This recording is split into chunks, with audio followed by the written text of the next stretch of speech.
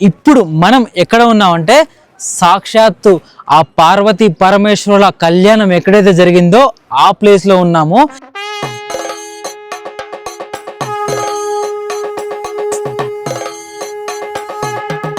వివాహ టైంలో విష్ణుదేవుడు ఎవరైతే ఉన్నారో పార్వతీదేవికి అన్నలాగా వ్యవహరించారు. ఇంకా బ్రహ్మదేవుడు ఎవరైతే ఉన్నారో పంతుల్లాగా వాళ్ళ బాధ్యతలను అయితే నిర్వర్తించి వాళ్ళిద్దరు కళ్యాణం అయితే జరిపించారు.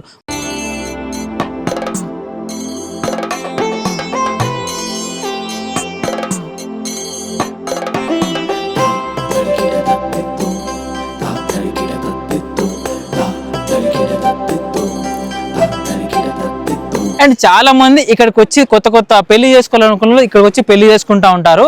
వాళ్ళు ఇక్కడ పెళ్లి చేసుకోవడం వల్ల వాళ్ళకి వచ్చేది ఏంటంటే సాక్షాత్తు ఆ పార్వతీ పరమేశ్వరులే వాళ్ళు అనుగ్రహిస్తారని, వాళ్ళ దీవెనలు ఉంటాయని చెప్పి నమ్ముతా ఉంటారు.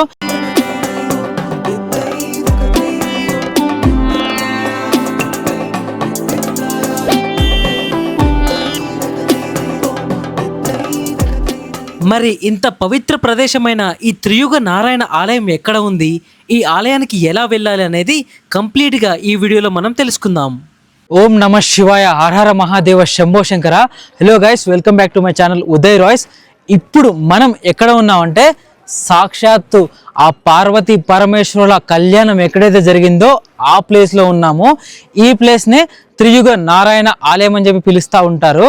ఉత్తరాఖండ్లో ఉన్న కేదార్నాథ్ ఆలయానికి వచ్చిన చాలామంది భక్తులు ఈ త్రియుగ నారాయణ ఆలయాన్ని దర్శించుకోవడానికి వస్తారు. నేను ఆల్రెడీ నా ఛానల్లో కేదార్నాథ్ యాత్ర గురించి వీడియో పెట్టాను, వీలైతే వెళ్ళి చూడండి, చాలా బాగుంటుంది. మ్యాటర్ ఏంటంటే నేను ఇప్పుడు సీతాపూర్ అనే గ్రామంలో స్టే చేశాను, ఒక చిన్న హోటల్లో. అక్కడ నుంచి 1.5 కిలోమీటర్ వెళ్ళిపోతే మనకి సోన్ప్రయాగ వస్తుంది. అక్కడ నుంచి ఒక 12 or 13 కిలోమీటర్లు వెళ్తే త్రియుగ నారాయణ ఆలయం వస్తుంది అనమాట. శివపార్వతుల కళ్యాణం జరిగిన ప్రదేశం ఏదైతే ఉందో, సో ఏదైనా వెహికల్ ఉంటే పట్టుకొని ఆ వెహికల్ ఎక్కేసి అయితే అక్కడికి వెళ్ళిపోయి నేను మీకు చూపిస్తాను. అండ్ వెనకాలైతే మొత్తం హెలికాప్టర్స్ వెళ్ళిపోతున్నాయి కేదార్నాథ్ యాత్రకి. అసలు మామూలు సర్వీసులు జరగట్లేదు, బ్యాక్ టు బ్యాక్ వెళ్తూనే ఉన్నాయి హెలికాప్టర్ సర్వీసులు అనేవి. ఇక్కడో పైన ఎక్కడో వెళ్తుంది హెలికాప్టర్ అది. అండ్ ఇక్కడ చుట్టూ చూసుకుంటే చూడండి, మొత్తం పార్కింగ్ ఉన్నాయి, వెనకాల పెద్ద పెద్ద కొండలు ఉన్నాయి, చెట్లు అన్నీ కనిపిస్తూ ఉన్నాయి. లొకేషన్స్ మాత్రం అదిరిపోయాయి. ఇక్కడ సీతాపూర్ పార్కింగ్ నుండి, అంటే నేను స్టే చేసిన సీతాపూర్ నుండి సోన్ప్రయాగ్కి అయితే నడుచుకుంటూ వెళ్తున్నాను. 1 కిలోమీటర్ ఉంటుంది కాబట్టి మళ్ళీ వెహికల్ ఎందుకులే, కొంచెం మార్నింగ్ వామప్ లాగా అవుతుందని చెప్పేసి అయితే నడుచుకుంటూ వెళ్తున్నాను. అండ్ అక్కడికి వెళ్ళిన తర్వాత ఒక వెహికల్ తీసుకొని అక్కడ నుంచి ఒక 13 కిలోమీటర్లు అయితే మనము త్రియుగ నారాయణ ఆలయానికి అయితే వెళ్తాము.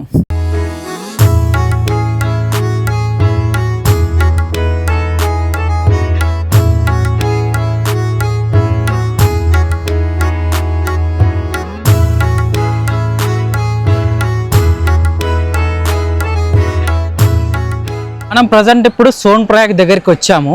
ఈ సోన్ప్రయాగ్లో మీరు వచ్చినప్పుడు కార్ పార్కింగ్ చేసుకోవడానికి హ్యూజ్ ప్లేస్ అయితే ఉందన్నమాట. చూడండి, అన్నీ అక్కడ మన కార్లే కనిపిస్తూ ఉన్నాయి. అండ్ ఇక్కడ నుంచి మనం ముందుకు వెళ్ళిపోతే మనం వెళ్ళాలనుకున్న ప్లేస్కి అయితే వెళ్ళిపోవచ్చు. సో ఇంకొంచెం మనం ముందుకు వెళ్ళిపోయి చూద్దాము. ఫైనల్గా మనము త్రియుగ నారాయణ ఆలయానికి వెళ్ళే దారి దగ్గరికి వచ్చాము. ఇక్కడ మీకు బోర్డు కనిపిస్తుంది కదా, హిందీలో రాసింది. అండ్ ఇక్కడ చూస్తే మీకు 13 కిలోమీటర్లు అని చెప్పేసి రాసింది చూడండి.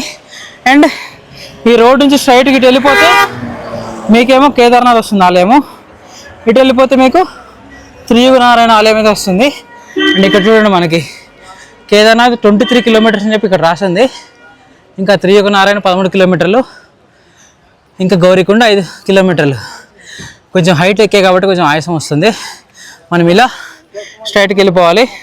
ఇక్కడ మనకి వెహికల్స్ అన్నీ ఉంటాయి అన్నమాట వరుసగా. ఆ వెహికల్లో ఎక్కి మనం ఆలయానికి అయితే వెళ్తాము. ఇక్కడ చూడండి, గుర్రాలు భలేగా వెళ్తున్నాయి, ఒకదానమ్మటి ఒకటి వరుసగా బాగా వెళ్తున్నాయి కదా, చాలా బాగున్నాయి గుర్రాలు అన్నీ వరుసగా. త్రియుగ నారాయణ మందిర్ 2 लोग है, कितना एक 200 रुपये का अलग अलग, सारा 100 रुपया एक आदमी. ओके, कौन सा వెహికల్ है? ఏ వాలా. సో ఈ వెహికల్ అయితే మనకైతే ఉంది. ఇక్కడ నుంచి 13 కిలోమీటర్లు, పర్ పర్సన్కి 100 రూపీస్ అంట. సో త్రియుగ నారాయణ మందిర్ వెళ్ళడానికి ఇక్కడ వెహికల్స్ ఉన్నాయి. పర్ పర్సన్కి 100 రూపీస్ అయితే ఛార్జ్ చేస్తారంట. సో వెళ్ళడానికి మనమైతే ఎక్కి కూర్చుందాం.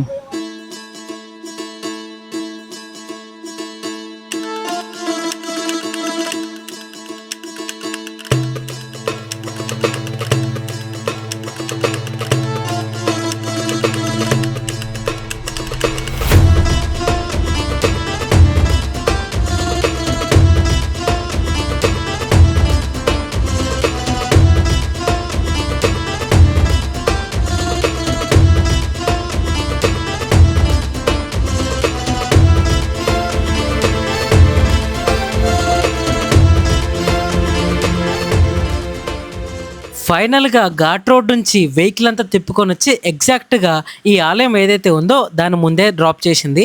ఇక్కడ నుంచి కొన్ని అడుగులు ముందుకేస్తే మనకి ఆ త్రియుగ నారాయణ ఆలయం అయితే కనిపిస్తూ ఉంటుంది. ఆల్రెడీ చాలామంది భక్తులు వెళ్తూ ఉన్నారు. అండ్ ఎవరైతే ఉన్నారో అక్కడ పూజలు చేయించుకోవడానికి అండ్ పెళ్లి కూడా చేసుకోవడానికి కావాల్సిన సామాగ్రి ఏదైతే ఉందో మనకి ఇక్కడ వెళ్ళేదారులు అమ్ముతా ఉన్నారు. అండ్ ఇక్కడ పూలదండలు కూడా మీకు కనిపిస్తూ ఉంటాయి చూడండి. సాక్షాత్తు ఆ పార్వతీ పరమేశ్వరుల కళ్యాణం జరిగిన ప్లేస్ లోనే పెళ్లి చేసుకుంటే చాలా మంచి జరుగుతుంది. చాలా మంది ఇక్కడికి వచ్చి పెళ్లి చేసుకుంటా ఉంటారు. మనం ఫైనల్ గా త్రియుగ నారాయణ ఆలయం దగ్గరికి వచ్చాము. చాలా మంది భక్తులు అయితే పూజలు చేయించుకుంటున్నారు. ఇంకా కొంతమంది పెళ్లి కూడా చేసుకుంటున్నారు. నేను వచ్చినప్పుడైతే కొత్తగా పెళ్లి చేసుకునే కప్పులు కూడా వచ్చారు. వాళ్ళు ఇక్కడే పెళ్లి చేసుకుంటారంట. చాలా మంది దర్శనం కూడా చేసుకుంటున్నారు. చూడండి చుట్టూ పెద్ద పెద్ద కొండలు కనిపిస్తూ ఉన్నాయి. మధ్యలో ఈ త్రియుగ నారాయణ ఆలయము సేమ్ కేదార్నాథ్ ఆలయం ఎలా అయితే ఉంటుందో సేమ్ అలాంటి పోలికతోనే ఉంది. ఈ ఆలయం దగ్గర 4 నీళ్లు వచ్చే కొలంలా కనిపిస్తా ఉంటాయి. వీటినే విష్ణు కుండని, బ్రహ్మ కుండని, సరస్వతి కుండని, రుద్రకుండ అని చెప్పి పిలుస్తూ ఉంటారు. ఇవి విష్ణుదేవుడి నాభి నుండి వస్తాయని చెప్పి నమ్ముతూ ఉంటారు. చాలా మంది ఈ నీటిని నెత్తి మీద చల్లుకోవడం కానీ లేదా కొన్ని నీటిని తీసుకెళ్ళడం కానీ చేస్తూ ఉంటారు. ఇవన్నీ చేస్తే చాలా మంచి జరుగుతుందని చెప్పేసి ఇక్కడికి వచ్చిన భక్తులు నమ్ముతా ఉంటారు. ఇంకా ఈ ఆలయానికి ఉన్న ప్రత్యేకత ఏంటి అంటే సాక్షాత్తు ఆ శివపార్వతుల కళ్యాణం జరిగినప్పుడు వెలిగిన మంట దుని ఏదైతే ఉందో ఇప్పటికీ 3 యుగాల నుంచి వెలుగుతూనే ఉంది. అది కూడా ఆలయంలోనే ఉంటుంది. మీరు ఈ ఆలయానికి వస్తే మీరు దాన్ని తప్పకుండా చూడొచ్చు. అయితే పురాణాల కథ ప్రకారము పార్వతీదేవి శివుణ్ణి పెళ్లి చేసుకోవడానికి ఈ ఆలయం కొంచెం దూరంలో ఉన్న గౌరీకుండ దగ్గర ఘోరమైన తపస్సు చేసింది. ఆ తపస్సుకి ఆ శివయ్య అనుగ్రహించి పార్వతీదేవిని పెళ్ళాడాలని చెప్పేసి అనుకుంటాడు. ఆ తర్వాత వాళ్ళిద్దరూ ఇక్కడికి వచ్చి విష్ణుదేవుడు ఇంకా బ్రహ్మదేవుడి సమక్షంలో వివాహమైతే ఆడతారు.